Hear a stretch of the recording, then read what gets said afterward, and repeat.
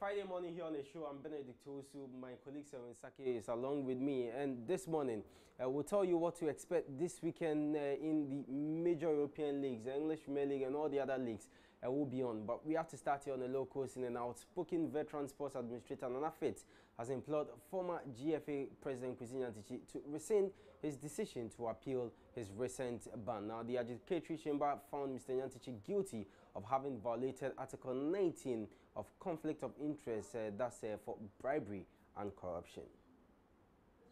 Talk is cheap. Anybody can. What are you going to appeal against? You know, is it not true that they saw you on TV? Is it not true that you collected that money from the TV? It's not true that you say what you said about the president on TV. So what are you going to appeal? At this time, what are you going to appeal? What part are you going to appeal? We have over 3 cases.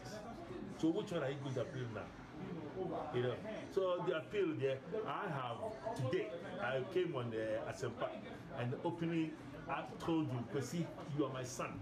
And I'm telling you the truth, the people who are advising you, they are not giving you the right advice. They are enemies of this country. They are using you. Please withdraw the appeal case because you will win. You will wind up losing.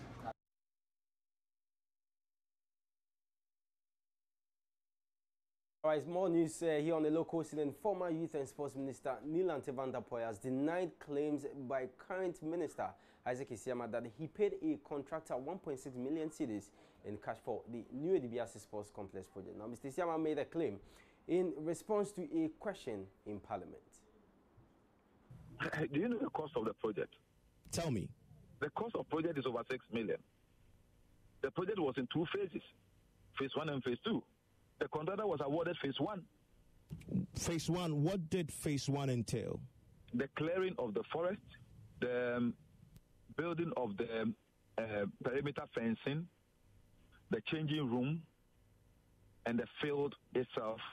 And I can't remember all. Okay. I can tell you, I know, as for these specifics, I know. Oh, good. Now, the football club that should play in the stadium says the field hasn't been done. Only part of the perimeter wall has been done, and the changing room. Did the football club award the contract? They did not, but they can see what is there. Are they consultants? You don't need to be a contractor to tell what has happened with the building. From the project, when the project is completed and handed over to the chiefs and people of the area. Asante Kotoko have submitted to CAF a 26-man squad for the knockout stage of the 2018-2019 Confederations Cup with 7 new arrivals included. The list presented to the continent's football governing body is made of 15 existing players and 11 new arrivals. The list presented to the continent's football governing body is made of 15 existing players and 11 new arrivals. It is also made up of 3 goalkeepers, 9 defenders, 10 midfielders and 4 attackers.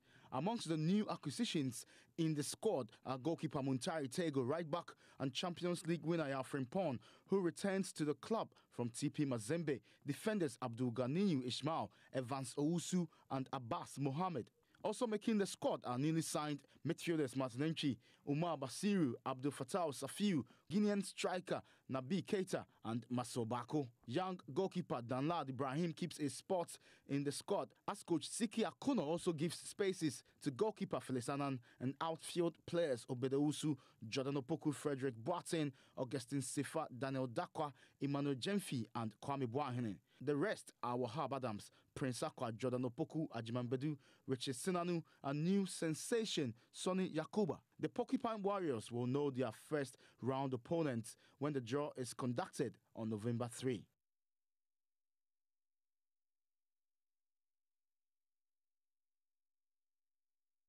All right, so Kumasi Asante Kotoko yesterday submitted the squad for the Confederation Cup, and they've signed 8 new players. We'll see how that will go for them. Later, we'll hear from Coach Siki Akono. He's been speaking ahead of their participation in Africa next year. Well, we have to do the major European leagues, and we'll start from the English Premier League, and matches will be played this weekend.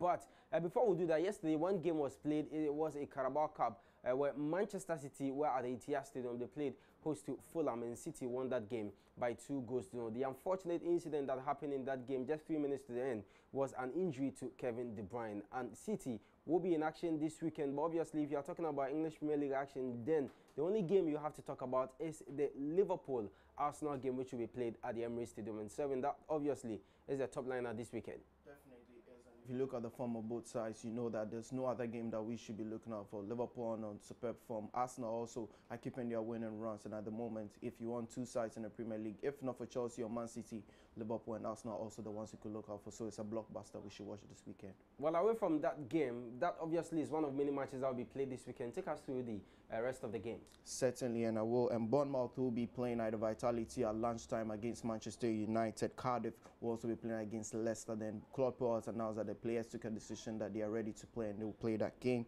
Everton versus Brighton will also be a fixture on with the weekend. Newcastle versus Watford at the St. James Park. West Ham versus Burnley at London Stadium. Arsenal, Liverpool, Emirates. Wolves versus Spurs. Man City is going to play against Southampton at Etihad. Chelsea versus Crystal Palace. Then on Monday we have Huddersfield versus Fulham. All right, so Manchester City will play against Southampton, and going into that game is Raheem Sterling. He has renewed his contract at Manchester City, and obviously will be expected to play a key role in that game. Also, on the other side, that will be in Spain. There will be matches in the Spanish La Liga. Barcelona having won in midweek. That was in the Copa del Rey game to a 30th team, as well as Real Madrid bouncing back to winning ways. Their first win since coach Solari took over from the club. They won their game 4-0. So, and obviously, they will go into their games with some confidence. Obviously, they will be putting a lot of confidence in their team. It wasn't the strong-sided team that he put up, but then it was a good win for them to try some of the youngsters. It shows that the squad is very good. And at the moment, we can tell that Santi Solari will be having his first La Liga game against Valladolid. Leganes will also be going head-to-head with Atletico Madrid in the Valencia versus Girona, Rayo Vallecano versus Barcelona, Eibar versus Alaves. Villarreal will be going head-to-head with Levante, Real Sociedad versus Sevilla, Huesca versus Getafe, Real Betis versus Celta Vigo, then Espanyol Atletico Bilbao. So great games to look forward to in the Spanish La Liga. Also, the Italian Serie A, there will be matches in there, and Cristiano Ronaldo will be hoping to keep his scoring form for Juventus. Last week, he scored twice, and this weekend, obviously, he'll be hoping to score more goals in there. So, take us through the fixtures. Oh, and this weekend, certainly, Juventus and Cristiano Ronaldo will be hoping to do it against Cagliari. Napoli versus Empoli will be a fixture, which will be happening today. On Saturday, Inter Milan versus Genoa, Fiorentina versus Roma. Lazio will be going head-to-head with Spal on Sunday. Sampdoria versus Torino, Parma, Frosinone, Chievo versus Sassuolo, Bologna, Atalanta, then Udinese. Nicolas Opokwe, Ghanaian international, will be playing against AC Milan.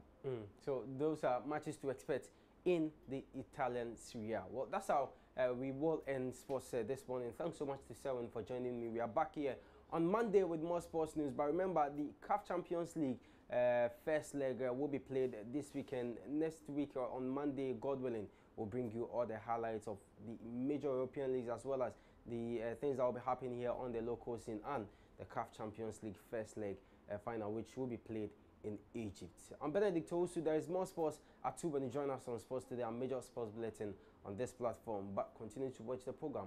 After this short break, Marvi will come back with more.